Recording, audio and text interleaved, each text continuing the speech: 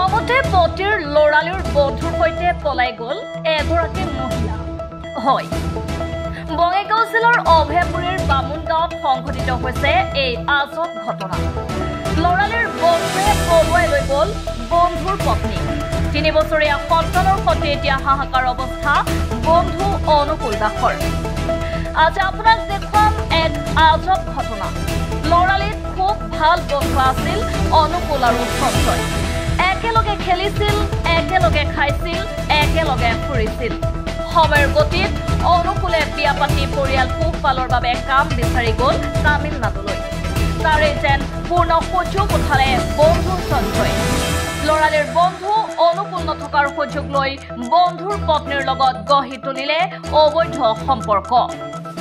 মোবাইলত বন্দী প্ৰেম লীলাৰ কিছু অশ্লীল ফটো। ইপিনে বন্ধুৰ সৈতে পত্নীৰ প্ৰেমৰ কথা জানিব পাৰি সুদূৰ কেৰেলাৰ পৰা ঘৰ পালেহি অনুকূলে। সমগ্ৰ ঘটনা সন্দৰ্ভত জানিব পাৰি পত্নীক জবাবদিহি কৰাৰ লগতে চৰ সোধায়। কিন্তু কি হ'ব, ঘৰ আহি পোৱাৰ পিছদিনাই সঞ্জয়ে বন্ধু পত্নীক দিলে পলুৱাই। যোৱা 2 জুলাইত সঞ্জয়ে বন্ধু পত্নীক পলুৱাই লৈ যায়। অনুকূলে অভয়পুৰী আৰক্ষীৰ কাষ চাপিছে যদিও এতিয়ালৈ আৰক্ষীয়ে লোৱা নাই কোনো ব্যৱস্থা। ইফালে 3 বছৰীয়া সন্তানক লৈ এতিয়া বিপাঙত পৰিছে বন্ধু অনুকূল। সন্তানে বিচাৰে মাকক, কিন্তু ক'ত পাব? ইপিনে উক্ত ঘটনা সম্পৰ্কত গাঁওবাসীয়ে জনোৱা মতে তেওঁলোক লজ্জিত, লগতে বন্ধুত্বৰ সম্পৰ্কক কালিমা সানিলে সঞ্জয়ে। এতিয়া কথা হ'ল, কাক নকৰিব আপুনি বিশ্বাস? নিজৰ লৰালিৰ বন্ধুৱে যেতিয়া পলুৱাই লৈ যায় তেতিয়া হৈ পৰে গোটেই পৃথিৱীখনেই অবিশ্বাস। অভয়পুৰীৰ পৰা আনিছ আলীৰ report, the north east report.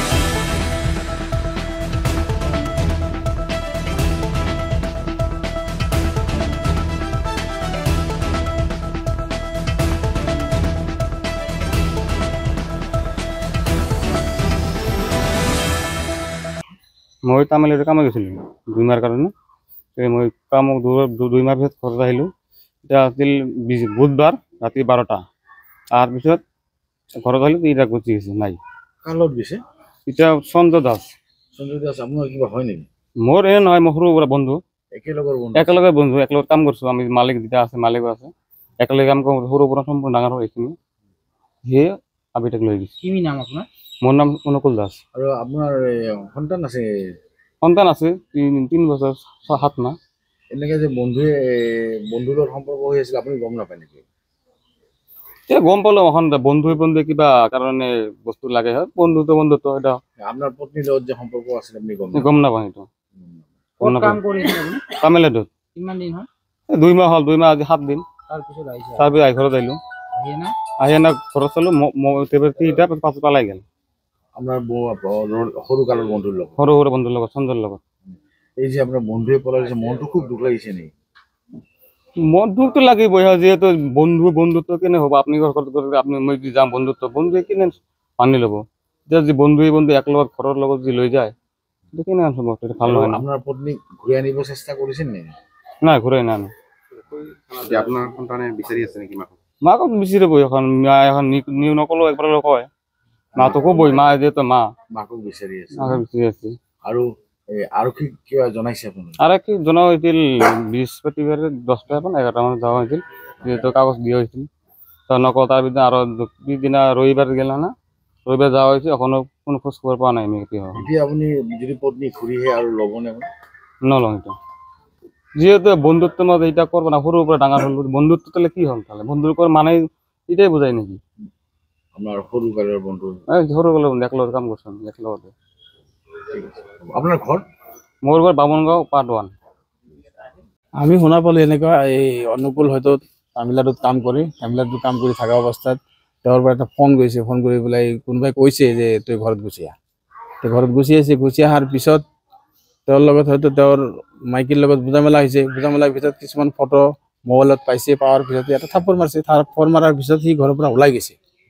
ক'ত গৈছে নাজানে, কিন্তু ৰাতিপুৱা আমি গম পালোঁ, আমাক জনালে, ৰাতিপুৱা গম পালোঁ যে চন্দ্ৰ দাসৰ ল'ৰাৰ লগত গুচি গৈছে। চন্দ্ৰ দাসৰ ল'ৰাৰ নাম হ'ল সঞ্জয় দাস। সঞ্জয় আৰু অনুকূল একদম সৰুৰ পৰাই বন্ধু। ওই বন্ধুৰ লগতে বন্ধুৰ তিৰিয়ে বন্ধুৰ লৈ গ'ল। আমি এইখিনি গম পাই পেলাই আমি হয়তো থানাত এটা এজাহাৰ দিছোঁ। এতিয়ালৈকে পুলিচ অহা নাই, প্ৰশাসন অহা নাই। মন বেয়া, বাচ্চা এটা থৈ গৈছে 3 বছৰ 7 মাহ বাচ্চাটো কান্দি আছে, খাওয়া বোৱা বন্ধ কৰি দিছে। আৰু এইবোৰ ঘটনাই অলপ পৰিৱেশটো বেয়া কৰিছে নেকি? এইবোৰ ঘটনা আমাৰ বামুণগাঁও একদম তলত গৈছে। 3-4টা, এটা নহয়। ইয়াৰ আগতে তাৰ সঞ্জয় দাসৰ ল'ৰা বনি এটা আছে, বনিটা মুছলিমৰ লগত গৈছিল, সিটো আমি ঘূৰাই আনি পেলাই কিবা এটা বন্ধুৰ লগত যে পলাই গ'ল, এইটো আপুনি কি বুলি ভাবে? বেয়া নাই, এইটো একদম নিকৃষ্ট কাম। বন্ধুৰ ভিতৰত এনেকুৱা হ'ব নালাগে। একে সীমাতে ঘৰ। ল'ৰাজন বহিৰাজ্যত কিমান দিনৰ পৰা আছিল? 1.5 মাহ আছিল। 1.5 মাহ থাকি 44, 45, 46 দিনৰ ভিতৰত গুচি আহিছে। ঠিক আছে, হ'ব।